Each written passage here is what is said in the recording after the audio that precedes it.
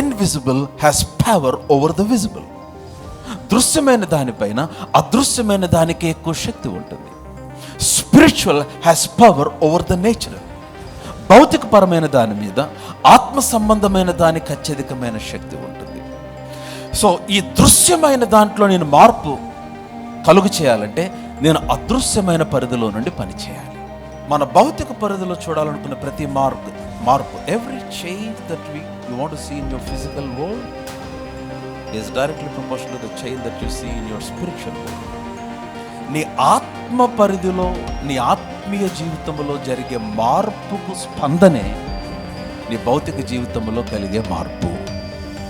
మాట్లాడుతున్నా, నీ ఆత్మీయ జీవితంలో మార్పు లేకపోతే నీ భౌతిక జీవితంలో మార్పు, నీ ఆత్మీయ జీవితంలో మార్పు లేకపోతే నీ ఆర్థిక పరిస్థితుల్లో మార్పు, నీ ఆత్మీయ జీవితంలో మార్పు లేకపోతే నీ కుటుంబ జీవితంలో మార్పు.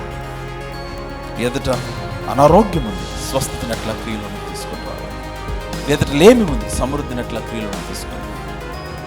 ఎదుట ఒక టాక్సిక్ సిచ్యువేషన్ ఉంది, చాలా దీర్ఘకాలముగా కలుగుతున్న ఒక శ్రమ ఉంది, ఆధ్యాత్మిక సత్యం ఎట్లా క్రియలను తీసుకొని.